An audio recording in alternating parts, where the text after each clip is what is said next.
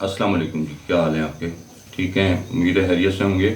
میں آپ کے سامنے آیا ہوں، آج دوسری ویڈیو ہے میری، اور پہلی ویڈیو آپ دیکھ چکے ہیں، اور ویڈیو بنانے کا جو مقصد تھا وہ بھی میں نے آپ کو بتایا تھا۔ اس سے پہلے اگر آپ نے دیکھی تو آپ دیکھ لیجئے پہلی ویڈیو، اور ویڈیو کی تفصیلات میں بھی آپ کو کچھ ایک عام کامن مین کی کہانی کا اندازہ ہو جائے گا کہ مقصد کیا ہے یوٹیوب چینل بنانے کا۔ بات شروع تو بچپن سے کرنی چاہیے جب سے ہوش سنبھالا، لیکن کہانی بہت لمبی ہو جائے گی، لیکن اس کے بیچ میں آپ کو سمجھا دیتا ہوں، بتا دیتا ہوں کہ میں نے اپنے جو زندگی گزاری اس میں جو سب سے پہلا بڑا ایکسپیرینس جو تھا وہ صرف میرے ساتھ ہی نہیں مجھے اپنی زندگی میں سہنا پڑا، بلکہ بچپن میں نے اپنے والد صاحب کو بھی دیکھا کہ انہوں نے کتنا سہا، جاب کر جانے کے بعد کتنی ٹینشن پریشانی انہوں نے اٹھائی، اور ہمارا بچپن اس میں بیتا۔ اس کے بعد میں والد صاحب نے پھر دوبارہ نوکری حاصل کرنے کے لیے جو جدوجہد کی، جو میں محنت کی، اس کا کامیابی کا سفر جو ہے وہ بھی آپ کے ساتھ شیئر کریں گے آنے والی ویڈیو میں۔ اور میں ابھی فی الحال تو کہانی آپ کو اپنی سنانی ہے، جو میں نے اپنی زندگی میں مشاہدہ کیا، جو کچھ میں نے اپنا دیکھا اور جن حالات سے گزرا، اور جو کچھ میں نے سہا وہ آپ سے میں نے شیئر کرنا ہے۔ علم اور تعلیم میں یہی فرق ہے کہ تعلیم جو ہے وہ آپ کو کتابوں سے تو مل جاتی ہے، لیکن علم جو ہے وہ آپ کو معاشرے ہی سے ملتا ہے۔ تو ہمارے اندر جو کچھ علم ہے وہ ہم باہر نکالیں گے، اور اپنے بچوں کے لیے، اور ہمارے بعد بچے دیکھیں گے ان کے والد صاحب نے کیا عوامل طے کیے اور کیسا سفر تھا ان کا، اور کہاں تک وہ پہنچے، اور پھر ریورس گیئر لگا اور پھر واپس گئے، اور پھر دوبارہ سے نئی سرے سے اپنی زندگی شروع کی، اور پھر ایک مقام پر آ کر رکے، اور پھر ریورس گیئر شروع کیا، اور آج دوبارہ سے ایک نئے سفر کا آغاز کر رہے ہیں۔ تو یہ اترنا چڑھنا مکھڑی کا، یہ ساری کہانی جو ہے وہ آپ کو سنائیں گے۔ تو بچپن میں نے اس کے بعد جب تھوڑے سے ہم ہوش سنبھالا، اس کے بعد ہم نے کراچی کا سفر کیا، ہجرت کی تھوڑی سی، اور اس کراچی کے سفر میں جب ہم کراچی قیام کیا اپنے چچا کے گھر، تو ہم نے وہاں پر کرفیو کا سما دیکھا، ہم نے وہاں کیا کیا پریشانی عام پبلک کو اٹھانی پڑتی تھی وہ ہم نے دیکھی۔ اور لازمی تو ایک بندہ جب ایک نئی جوانی میں داخل ہو رہا ہو، اور ایک اپنے گھر سے ماحول سے نکل کر ہجرت کے لیے اپنی زندگی بنانے کے لیے دوسرے شہر میں جا رہا ہے، لیکن دوسرے شہر کے حالات اس سے بھی برے تھے، اور اس کرفیو کے دوران ہم نے اپنی جدوجہد کی، اور مختلف فیکٹریوں میں اور مختلف کارخانوں میں ہم نے کام کیا دہاڑی پر، روز کی ڈیلی ویجز پر، اور وہ کون کون سی فیکٹریاں تھیں ان کی بھی ساری تفصیلات آپ کو بتائیں گے۔ کہانی شروع کرتے ہیں کہ ہم صحافت میں کیسے آئے۔ تو صحافت میں آنے کی کوئی منصوبہ بندی نہیں تھی، کوئی شوق نہیں تھا، اور کسی بھی قسم کا کوئی ہمارے ذہن میں نہیں تھا خاکہ کہ ہم صحافت میں آئیں گے۔ اس کی وجہ یہ ہے کہ میں نے پاکستان میں دیکھا بچپن سے کہ جب والد صاحب ہمارے کالج میں پڑھایا کرتے تھے تو شاعر آیا کرتے تھے ہمارے گھر میں، جس میں بہت سے بڑے بڑے نام ہیں، جمیل صاحب، جعفری صاحب ہو گئے، اور ابھی میرے ذہن میں ان کے نام نہیں آ رہے، بہت بڑے بڑے شاعر آتے تھے ہمارے گھر میں، محفلیں جمتی تھیں، اور میں نے ان کو ان کے قریب بیٹھا سنا انہیں بچپن سے ہی۔ تو ادیب، دانشور، صحافی بڑے آتے تھے، ان کی میں نے زندگی دیکھی، بہت مشکلات ان بیچاروں کی زندگیاں تھیں۔ تو مجھے نہیں دل سے مجھے وہ تھا کہ میں کبھی ان جیسا بنوں۔ ہاں، مشہور ہونے کی بھی ہر ایک کو چاہت ہوتی ہے، تو یہ تھا کہ مائنڈ میں یہ تھا کہ ہم نے ان جیسا بننے کی کوشش کریں گے، کہ لیکن کسی اور فیلڈ میں، یہ خیالات آتے تھے دماغ میں۔ تو محنت کی، اور اس کے بعد پھر کراچی سے جب میں واپس آیا تو سمجھ نہیں آ رہا تھا کیونکہ بڑے ہو چکے تھے، اب اپنا والدین کا ہاتھ بٹانا تھا اور اپنے لیے بھی جدوجہد کرنی تھی۔ تو ایک چھوٹی سی دکان فوٹوگرافی کی میں نے شروع کی ایبٹ آباد میں۔ تو ایبٹ آباد کی بھی کہانی آپ کو سنائیں گے۔ اس کے بعد وہ والد صاحب کا نوکری وہاں سے نکل گیا، تبادلہ ہو گیا تھا ان کا دوسرے شہر میں۔ تو ہم دوسرے شہر میں آ گئے تو مجھے لازم دکان چھوڑنی پڑی۔ تو کیمرہ ہمارے پاس موجود تھا کیونکہ ہم نے فوٹو اسٹوڈیو تو بیچ دیا، لیکن ہم نے جو ہمارا کیمرہ تھا، کیمرے سے محبت تھی ہمیں اور تصویریں ہمیں بنانے کا شوق تھا۔ تو جب میں یہاں آیا پنڈی اپنے والد صاحب کے ساتھ، تو ایک دفعہ مجھے والد صاحب نے کہا کہ ایک چھوٹی سی تقریب ہے راولپنڈی پریس کلب میں۔ تو میں نے پریس کلب کا نام پہلی دفعہ سنا تھا، تو آپ میرے ساتھ چلیں اور کیمرہ بھی لے لیجیے گا، 2-4 تصویریں وہ بنا لیجیے گا۔ تو میں والد صاحب کے ساتھ جانے کے لیے تیار ہو گیا اور میں نے کیمرہ لیا اور میں چلا گیا۔ تو وہاں ایک چھوٹا سا کمرہ ہے سائٹ پر پنڈی پریس کلب میں، تو میں نے وہاں پر 2-4-5 تصویریں بنائیں ان کے لیے۔ تو کیونکہ وہ ادبی وہ تھے اور میں سارا دن گھر میں بھی رہ گیا، ادبی کی کتابیں ہی پڑھا کرتا تھا، تو میں بور محسوس کر رہا تھا، بوریت کہ بھئی یہ میں یہاں بھی آ کے ان کی یہ باتیں سنوں۔ تو میں باہر نکل گیا، اور ہاں شوق تھا مجھے باتیں سننے کا، لیکن اس وقت مائنڈ میں ایسا نہیں تھا کہ میں سنوں، اس لیے میرا یہی بہتر سمجھے میں باہر کمرے سے نکل جاؤں۔ تو باہر لان تھا، لان میں ایک تقریب ہو رہی تھی۔ اس تقریب میں اخبار فروش یونین، یہ بعد میں مجھے پتہ چلا، اس وقت نہیں تھا مجھے پتہ، لیکن کوئی بینر وینر بھی لگا ہوا تھا اخبار فروش یونین، مجھے یہ بھی نہیں پتہ تھا اخبار فروش یونین کیا ہوتی ہے۔ تو وہاں ایک تقریب ہو رہی تھی، تو وہاں ایک فوٹوگرافر جو ہے بڑے نیوز پیپر کا، جنگ کا، تو وہ وہاں تصویریں بنا رہا تھا کہ اس کے گلے میں جنگ کا، اور جنگ کیونکہ ہمارے گھر آتا تھا تو مجھے بڑا وہ محسوس ہوا، یار میں اپنے سامنے جنگ کا فوٹوگرافر دیکھ رہا ہوں جس کی امریکی صدر کی تصویریں اور برطانوی صدر کی، وزیر اعظم کی تصویریں اور یہ جنگ میں چھپتی ہیں فرنٹ پیج پہ، یہ بناتا ہوگا۔ تو میں یہی سمجھتا تھا اس وقت۔ تو میں وہ جب تصویریں بنا رہا تھا تو میں اسی کی قدموں میں کھڑے ہو کر جیسا وہ بنا رہا تھا، میں اسی کو فالو کر کے میں نے تصویریں ایسی شکل میں بنانی شروع کر دی۔ چیز نیگیٹو ہوتے تھے، والد صاحب کے تقریب کی میں نے 4-5 نیگیٹو خرچ کیے ہوں گے، تو باقی پوری فلم پڑی ہوئی تھی، اس وقت فلموں کا زمانہ تھا، فلم ڈلتی تھی کیمرے میں۔ تو وہ جب میں نے تصویر بنائی، جلسہ ختم ہو گیا ان کا جو بھی تقریب تھی، تو اس کے بعد جب میں تقریب ختم ہونے کے بعد واپس میں اپنے ہال میں چلا گیا جہاں والد صاحب کی تقریب ہو رہی تھی، تو وہ بھی تقریب اینڈ پر تھی، ختم ہو گئی۔ چائے پینے کے بعد جب میں باہر نکل رہا تھا تو مجھے وہاں پر ایک صاحب ملے، اور وہ صاحب گاڑی پہ جا رہے تھے، لیکن ان صاحب نے گاڑی سے اتر کے مجھ سے دریافت کیا کہ یہ جو آپ نے تصویریں بنائی ہیں یہ مجھے مل سکتی ہیں؟ تو میں نے کہا جی بالکل مل سکتی ہیں، آپ کو جب چاہیے۔ تو کہتے ہیں اب کیسے ملے گی؟ تو میں نے کہا جیسے آپ حکم کریں میں آپ کو دے دیتا ہوں۔ تو انہوں نے کہا آپ چلیں میرے ساتھ چلیں، تو ساتھ ہی راستے میں کلر لیب آ جائے گی، تو وہاں ہم پرنٹ کروا لیں گے، تو آپ کو میں واپس اتار دوں گا پریس کلب۔ میں کہا نہیں یہ مناسب نہیں ہوگا، میں آپ کے ساتھ چلا جاتا ہوں۔ تو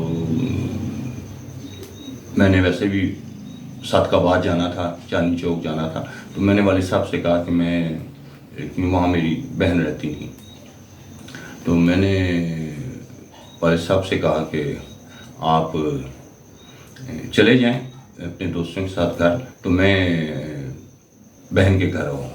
تو میں ان کے ساتھ بیٹھ کے چاندنی چوک چلا گیا۔ وہاں ایک کلر لیب ہوتی ہے، جموں کلر لیب، اس زمانے میں پتہ نہیں یہی نام تھا یا بار ابھی یہی نام ہے، لیکن ابھی بھی یہ نہیں مجھے پتا کہ وہ ہے یا نہیں، میں کافی عرصے سے گیا نہیں وہاں۔ وہ بالکل کونے میں تھی چاندنی چوک کے۔ تو وہاں سے انہوں نے فلم ڈویلپ کروائی، میں ان کے ساتھ ان کی گاڑی میں گیا تھا، تو فلم ڈویلپ کروائی، اور فلم ڈویلپ کروانے کے بعد پیمنٹ میں نے خود اپنی جیب سے دی، اور پرنٹ بنوا کے میں نے انہیں دے دی۔ تو انہوں نے تصویریں دیکھی اور وہاں پر کھڑے ہو کر مجھے کہا کہ آپ کام کریں گے اخبار میں؟ تو میں نے کہا جی میں سمجھا نہیں آپ کی بات، کہتے ہیں یار میں ایڈیٹر ہوں روزانہ صحافت کا، تو آپ اگر میرے ساتھ کام کرنا چاہیں تو آپ کر سکتے ہیں۔ میں نے کہا ٹھیک ہے سر، میں کر لوں گا۔ کام کی تلاش تو ہر ایک کو رہتی ہے، اور یہ فوٹوگرافی، اور مجھے یہ نہیں پتا تھا فوٹوگرافی کا ہی کام ہونا ہے وہاں پر۔ میں نے کہا بس کام کی تلاش تھی مجھے، میں کہا یہ کروں گا۔ تو کہتے ہیں ٹھیک ہے آپ کل آ جائیے گا۔ تو اگلے دن میں چلا گیا ان کے دفتر، تو انہوں نے میرا نام پوچھا، انہوں نے کہا آپ کے پاس کوئی اپنی تصویر ہے؟ تو میں کہا جی تصویر ہے میرے پاس اپنی، کیونکہ میں ان دنوں باہر جانے کی بھی جدوجہد کر رہا تھا، تو میرے پاس پاسپورٹ سائز کی تصویریں جیب میں پڑی تھیں۔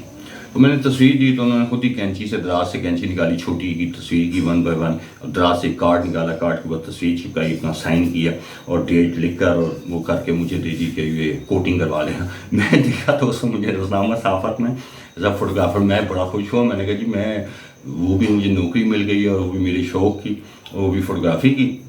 میں بڑا خوش ہوا۔ میں نے کہا یار یہ تو بہت کمال ہو گیا، اللہ میاں نے نظر کرم کر دی ہے، اس کی مہربانی۔ تو میں اسی خوشی میں سیدھا گھر واپس آ گیا۔ میں نے کوٹنگ بھی نہیں کرائی، سب کو میں نے دکھایا کہ مجھے نوکری مل گئی ہے۔ مجھے یہ نہیں پتا تنخواہ کیا ہے، بس میں نے کہا نوکری مل گئی۔ اگلے دن میں پھر چلا گیا آفس ان کے، تو وہاں آفس پہنچا تو ان کے وہاں پر کام شروع کر دیا فوٹوگرافی۔ اب وہ کیا تھا وہ بھی آپ کو بتائیں گے۔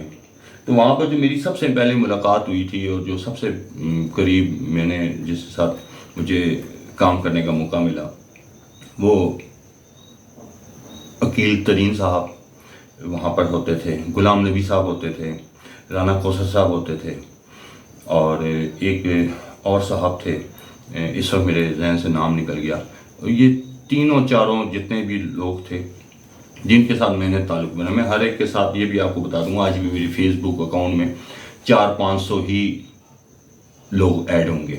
ریکویسٹ بہت آتی ہیں، ہر کوئی چاہتا ہے کہ وہ ادھر آئے ریکویسٹ اور ہم قبول کریں، ہمارے زیادہ ہو، لیکن میں نے آج تک کبھی میں ریکویسٹ قبول نہیں کرتا تھا، میں ڈیلیٹ کر دیتا تھا، کیونکہ میری اپنی ایک اصول اور ضابطے تھے زندگی میں۔ میں دوست بہت کم بناتا تھا، یا ہاتھ ملانے والے بھی میں بہت کم بناتا تھا۔ ایک تو ہوتا ہے نا انسان ہے کہ دوست ہوتے ہیں، اور ایک ہوتا ہے ہاتھ ملانے۔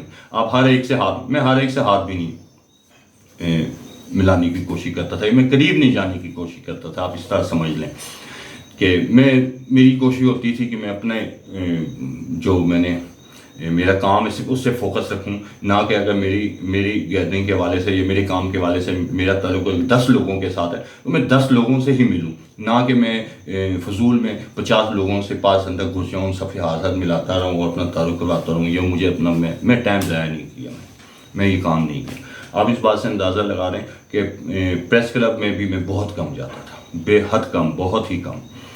اکثر لوگ شکایت کرتے تھے، اور اکثر میری فیلڈ کے فوٹوگرافر مذاق اڑاتے تھے۔ جب بھی کوئی پریس کانفرنس شروع ہوتی تھی اور میں جا کر تصویر بنانے لگتا تھا تو سارے جو وہاں پہلے سے موجود ہوتے تھے فوٹوگرافر وہ شور مچاتے، قاضی آ گیا ہٹ جو بھی جلدی سے۔ تو پریس کانفرنس شروع ہونے سے پہلے ہی جب وہ ہاتھ کے اشارے کر رہے ہوتے تھے، اور یعنی بات چیت شروع ہو رہی ہوتی، مائک سیٹ ہو رہے تھے، میں اپنی تصویر بنا کر نکل جاتا تھا۔ مجھے پتا ہے سنگل کالم تصویر چھپنی، اتنا بندہ ایکسپیرینس ہو جاتا ہے، میں اپنا وقت ضائع نہیں کرتا تھا، اور میرا جو فوکس تھا وہ اپنی نیوز تصویریں اور فیچر تصویریں جو میری تھی، جس کے لیے میں 100 کلومیٹر بھی اسلام آباد میں موٹر سائیکل چلائی، میں نے ایک دفعہ 200 کلومیٹر بھی اسلام آباد میں موٹر سائیکل چلائی، یہ تصویر کی تلاش میں میرا یہی فوکس تھا۔